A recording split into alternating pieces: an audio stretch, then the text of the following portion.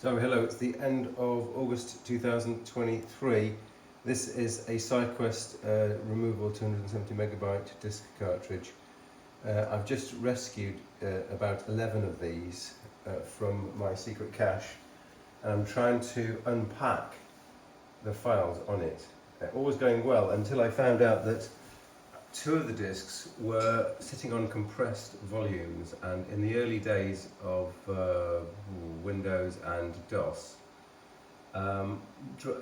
Stacker and then Microsoft had a technology whereby you could have a single file which would actually contain a compressed image of a disk, and the idea was that you'd using fast compression algorithms and uncompression algorithms right to that file as though it was a disk, and in fact once the driver was installed it would appear that you had another disk.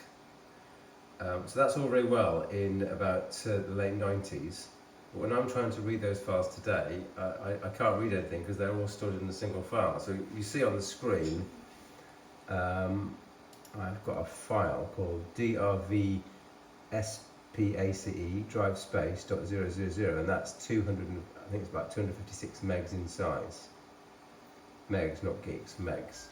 So assuming a 2:1 ratio, instead of it being 256 megs, it would actually be 512 megs. That's the kind of idea. Now I'm trying to read it, and I've done some research, and I've started up a real live Windows 98 system. So it's running right now in front of your eyes. Now I found out that you have to put the DriveSpace.000 file in the root directory, and once you've done that you can just type DriveSpace DRVSPACE.exe and it should start this program here. And you'd think all was well, except if I do DriveSpace, what's this? No, advanced mount. So I'm going to mount that DriveSpace disk, and yeah, that's what I want to do. I want to use it as letter H, for example. Okay, cannot mount drive because host drive C is FAT32, and DriveSpace error. So this is a Windows 98 system, but I managed to take the original physical spinning disk and copy it onto an SSD. And the SSD is so large that unwittingly it's on a FAT32 file system, and apparently DriveSpace is not compatible. So it's basically back to the drawing board, but I thought I'd do the initial showing you of what's not working. So somewhat later we're going to have something that is working. Probably in a virtualized environment, we're going to see.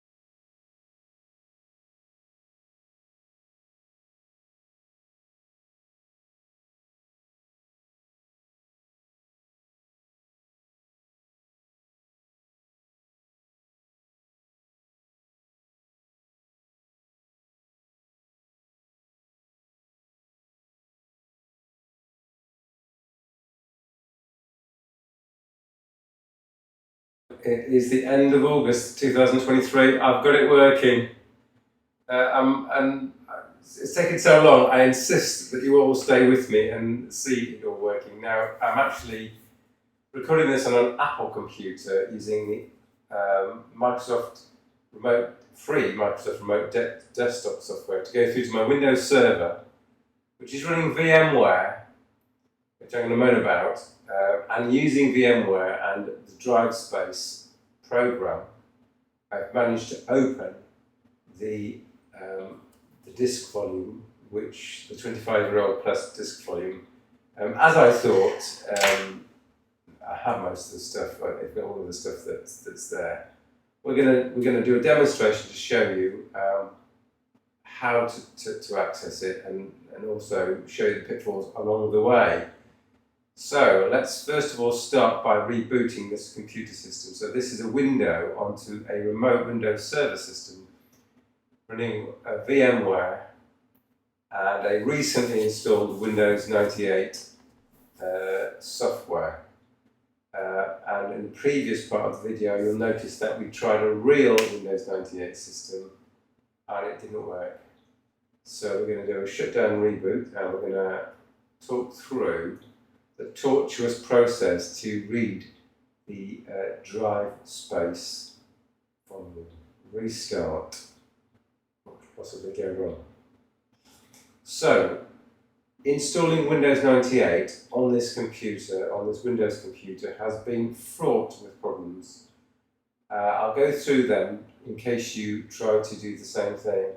The first thing is that I'm using the Microsoft Remote Desktop program under macOS, and under VMware, when you get focus on it, if you're using VMware, you need to get focus on the window. And then if you want to get focus away from that window, you have to press Control and Alt. But unfortunately, with the Microsoft Remote Desktop emulation under macOS, Control Alt doesn't work. So the only way to get away focus from the VMware window to any other window on your emulation screen is to close down the current session and then reopen it. And when you reopen it, you'll find that then you can get access to the top of these. So in other words, you see you can stop here, you can stop the virtual machine, suspend it, reset it, etc. All of those things become inaccessible once you've clicked inside this window. Because once you've clicked inside this window, you would normally press the Control and Alt key to get out of that window back to your desktop. But you just can't get back to it. So it's been terribly fraught. I couldn't eventually do it, and when I had this brainwave, which was to use my Windows laptop. So what I did instead is I used my Windows laptop using the Microsoft program under Windows to get through to my Windows server, which is running the VMware. And then, of course, Control Alt did work. Okay. So what was the next problem? So I have the original Windows 98 I've got the ISO. I burnt a physical CD for the physical computer, which is where Princess was. But of course, using VMware, you just need the .iso file. So I had my keys that I've been saving for 25 years, or 1998, 25 years. I had that key. I used those keys, but there's a problem. So when you use VMware to install Windows 98. It just would not see the CD-ROM drive. Now I'm using VMware version 16, I believe, and for some, and I've looked back on my other VMware saves, and when I was using Windows 98, I think VMware was version 6. So my old virtual machines that I've been saving for at least a decade, they go back to VMware version 6. But now I'm using VMware version 16. It turns out that when you select a custom virtual machine and then you tell it to use the CD-ROM, which is the .iso file, and then you start the virtual machine, even if you go into the BIOS and tell it to use the CD-ROM first, it just doesn't work. It just completely goes past the CD-ROM. But there's an easy peasy create new virtual machine wizard in VMware 16. And somehow, if you use the easy peasy virtual machine, let me just switch on the light. Alexa, turn it on face. Nothing happened. Oh yeah, it did happen, yeah. So that's supposed to be brighter, but it's not that much brighter. So when you use the Easy Wizard on VMware version 16, then using exactly the same information, tell it to go to the cd-rom.iso, then for some reason the virtual machine starts up and reads from the CD-ROM. So initially my problem was I couldn't press the Control-Alt key. I solved that by using a Windows laptop. The second problem was when I was creating a virtual machine, I created a Windows 98 virtual machine, but it wouldn't boot from the CD-ROM, so it would miss the CD-ROM completely and then just go to the hard drive, which is unformatted, and say, oh, I can't boot from that. Then it would go to the networking card and say, oh, I can't boot from that. And then the VMware session would just like hang there saying, well, there's no operating system. That was got around by going for the wizard. So that's how to get around that. So then, we're not done yet. When Windows 98 started up, it turns out that the mouse driver doesn't work. So I Googled it, and it turns out that people said, oh yeah, install VMware tools. Well, you can't install VMware tools unless you completely install the system. So the good news is, with a bit of perseverance, you can install Windows 98 just using the keyboard. So at this point, Windows 98 CD is starting from the VMware session. It starts up using the mouse, this mouse, nothing works. The mouse just goes crazy across the screen. Best it will do is go up and down, but it won't go left and right. So using the Tab key and the Space key to select, I managed to install Windows 98 completely using the keyboard. No mouse whatsoever. And then I rebooted Windows 98. And on VMware, you press Ctrl-G to do capture. And using that situation, I could then start and stop Windows 98. And then you can do install VMware tools from the menu of VMware. And that installs VMware tools. And once VMware tools is installed, believe it or not, then the mouse works. So now I've got to the point where I've got the Windows 98 virtual machine installed. The mouse is working. It's a home run. So the next thing you need to do is to create a second hard drive. So you close VMware down and the VMware closed. You say you add a second hard drive. So I added a 1 gig hard drive, booted it up, and then the copy-paste wasn't working. So for some reason, copy-paste wasn't working. VMware Tools is installed. You've got to make sure that, let me see if I can show you here, under the settings of, I had checked all of this, but it still wasn't working. So under options, you see guest isolation, and that guest isolation has to be selected. So when the VMware machine is down, before you start it up, enable drag and drop and enable copy and paste. I did that several times, off and on, it didn't work. It just started working. I have no idea how or why. So now I've got to the point whereby I've created a second disk, I've booted it up, inside Windows 98, you have to use command.com to get a command prompt, and then you have to use fdisk to make a partition, then you have to reboot the system yet again. So this is the second drive we're talking about. Then you have to format that drive, then you have to put the file called DriveSpace, drvspac.000 onto that second disk, and then you have to use the DriveSpace binary to mount it. But if you try and do that, I got this error saying that the disk is FAT32 and you cannot have a DriveSpace volume on FAT32. So then I looked at the format command, because I was just using the format command from the GUI, and the format command in the Windows 98, unlike other versions of Windows, which is like more modern versions, you can use /fs to specify the file system that you are formatting. But on Windows 98, you can't do that.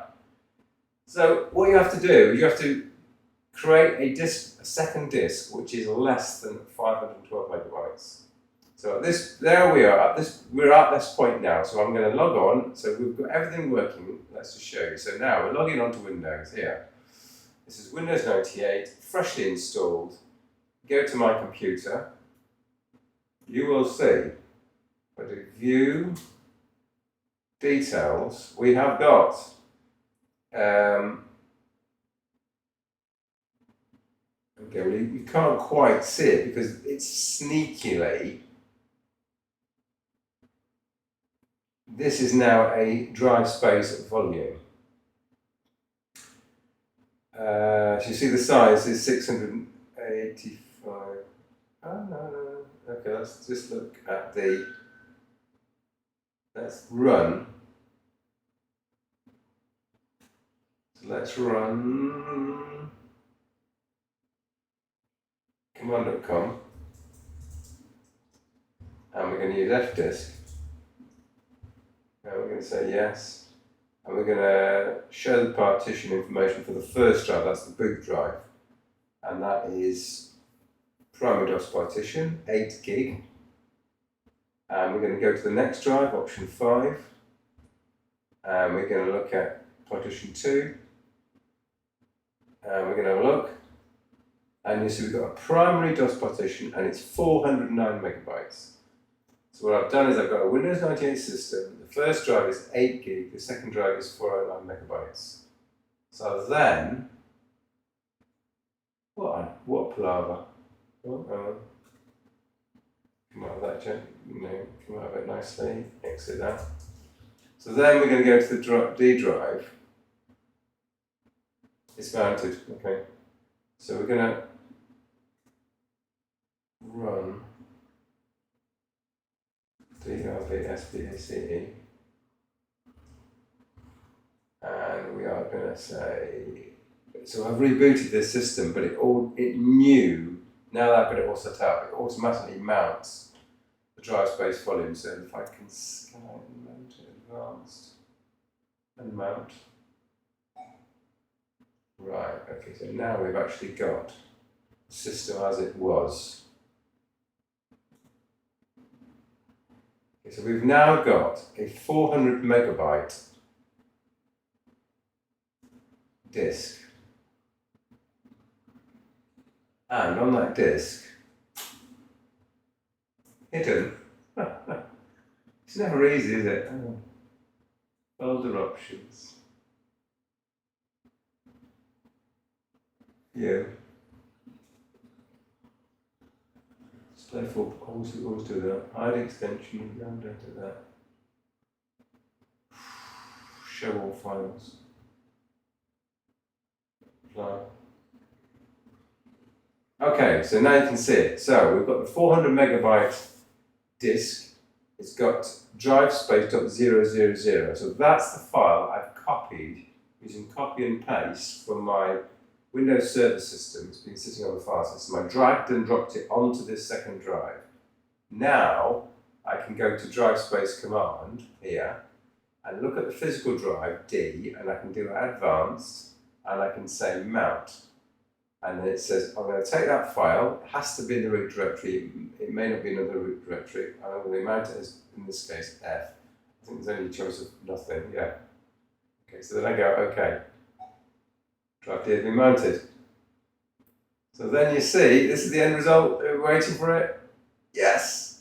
So there we have. I've got the Kremenko directory, my vintage computer, my main data directory, home directory, source code directory, and one of the clients I was working for many moons ago. And that's it. So then I can just simply take this whole directory structure. So look inside my beloved Kremenko directory, and you can see I had MyC compiler, I had Centerplay, I had my records list, I've got my Z80 drivers directory. All sorts of stuff in there.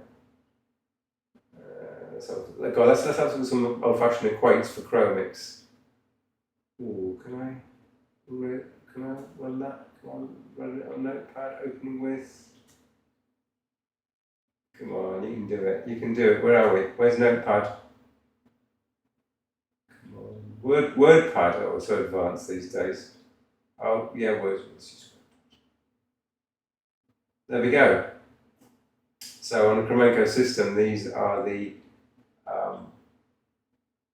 equates, the Z80 equates that you can use to incorporate into your Unix-like program.